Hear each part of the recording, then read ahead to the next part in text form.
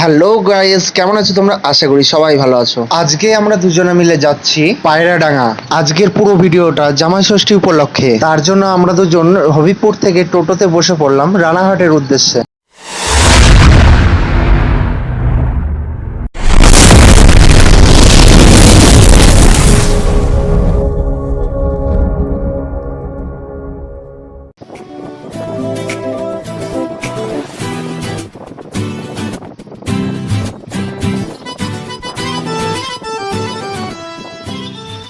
তো ফাইনালি আমরা টোটো করে চলে আসলাম রানাঘাট কোটমোড়। এখান থেকে এবার আমাদেরকে অটো ধরে যেতে হবে পায়রাডাঙ্গা। পায়রাডাঙ্গা ট্রেনে করেও যাওয়া যায়, কিন্তু অটো করে গেলে সব থেকে বেশি সুবিধা হয়।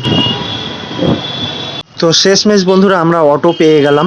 অটোতে দুজনের ভাড়া নেবে 15-30 টাকা। অটো আর টোটো মিলিয়ে যাওয়া আসায় মোট ভাড়া পড়বে 100 টাকা। অটোটা এসে এখন দাঁড়িয়ে আছে আনোলিয়া হসপিটালের সামনে। পায়রাডাঙ্গা পৌঁছাতে আমাদের সময় লাগবে 10 মিনিট। আমরা প্রায় পায়রাডাঙ্গা ঢুকে গেছি, তখনই হঠাৎ শ্বশুরমশাই ফোন করে বলল কিছু মাংস নিয়ে আসতে। আর আমরা মাংস নিতে আসলাম এমন জায়গাতে যেখানে খুব সস্তায় মাংস পাওয়া যাচ্ছিল।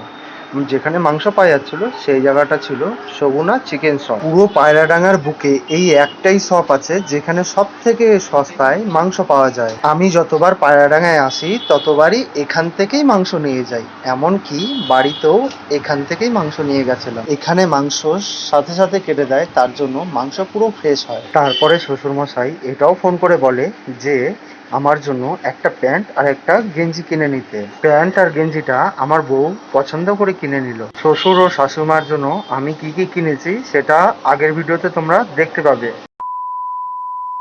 পুরো ভিডিও করতে পারিনি, তার জন্য ক্ষমা করে দিও। পুরো ভিডিও করলে অনেকটা বড় হয়ে যেত। আর তোমরা এখন দেখতেই পাচ্ছো আমি সবকিছু নিয়ে রেডি হয়ে বসে আছি বিরিয়ানির হাঁড়ি সাজানোর জন্য। বছরে একটি বারই আসে জামাই ষষ্ঠী, তার জন্য ভেবেছি ফুল এনজয় করব আর জমিয়ে খাবো। তাহলে চলো এবার বিরিয়ানি হাঁড়িটা সাজানো যাক। সবার আগে খালি হাঁড়িতে ঘি আর ঝোল দিয়ে নিলাম, নাহলে বিরিয়ানি নিচে লেগে যাবে। তারপরে কিছুটা রাইস ঢেলে নিলাম। তারপর ভেজে রাখা আলুগুলো এক এক করে হাঁড়ির মধ্যে সাজিয়ে দিলাম। ভেজে রাখা আলুগুলো দেওয়ার পর মাংস আর কিছু ঝোল হাঁড়ির মধ্যে সাজিয়ে দিলাম। আর এটা হচ্ছে দুধ আর কেশর, যেটা ছাড়া বিরিয়ানি পুরোপুরি অসম্পূর্ণ। আর মাংসর ঝোল তোমরা যেভাবে বাড়িতে মাংস রান্না করো সেইভাবে রান্না করলেই হবে।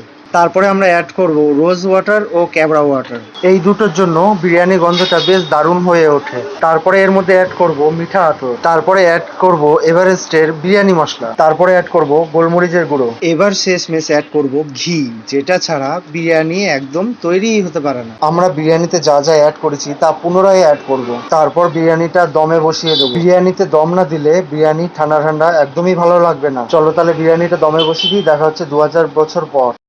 2000 years later. তো ফাইনালি সবকিছু রেডিমেডি হয়ে গেছে আর আমি বসে পড়েছি খাওয়া দাওয়া করতে। সবকিছুর যোগাযোগ তো আমার বউ করেছে শুধুমাত্র আমার জন্য। চলো তাহলে বেশি ন্যাকামো ঝাকামো না মেরে তোমাদেরকে দেখিয়ে দিই কি কি রান্না করেছে।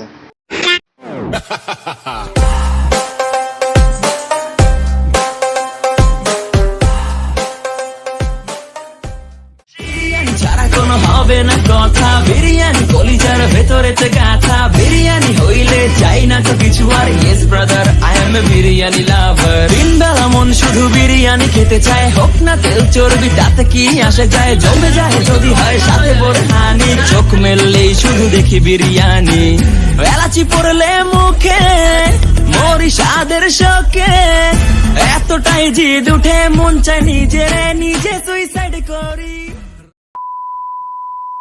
তো বন্ধুরা, বললে হয়তো তোমরা বিশ্বাস করবে না, আজকে থেকে প্রায় আমি 8-9 বছর আগে বিরিয়ানি বানাতাম কলকাতায়। তা বিরিয়ানি যেসব মাল মশলাগুলো আছে, ভাত, তারপরে তরকারি মরকারি এসব নর্মাল বানালেই হয়ে যায়। বিরিয়ানির টেস্ট হয় কখন জানো তো? ওটা সাজানোর উপরে ভিত্তি করে টেস্ট হয়। তো বললে বিশ্বাস করো, আজকের চালটা এত সুন্দর তোমাদের দেখাচ্ছি। এই দেখো চালটা, চালটা দেখেছো? এই হচ্ছে চাল। তো এত সুন্দর লাগছে বিরিয়ানিটা, একদম মানে এরকম বিরিয়ানি দোকানেও পাওয়া যাবে। আর আমি ভাবছি কি আমি আমার নিজের সুনাম করছি। সত্যি বিশ্বাস করো, অমায়িক লাগছে। হ্যাঁ, কেন বলতো? নিজে বানিয়েছি তো, ভালো হবে। মামি কি হয়েছে? মাংস কষালাম আমি। কি হয়েছে? আর তুমি শুধু শুধু সাজিয়ে দিলা বলে তোমার কাছে কম্পালসারি যেগুলো রান্না করাটা নর্মাল রান্না করলেই হয়, ঠিক আছে? ভাত তরকারি মাংস তরকারি যেরকম রান্না করে ওরকম রান্না করবে সত্যি দেখো মা, করে সাজানোর পরে আমি খাবো বাবা খাবো, দেখো ভাত শেষ হয়ে যাবে। দেখো তো আজকের ভিডিও আমি এখানে শেষ করছি, দেখা হচ্ছে পরের ভিডিওতে। ততক্ষণ তোমরা ভালো থেকো, সুস্থ থেকো ও সাবধানে থেকো। আর আমার চ্যানেলটি যদি সাবস্ক্রাইব না করে থাকে তাহলে অবশ্যই সাবস্ক্রাইব করে দিও, পাশে থাকা বেল আইকনটি অবশ্যই প্রেস করে দিও আমার ভিডিওগুলো সবার আগে দেখার জন্য। তাহলে এখন টাটা বাই বাই।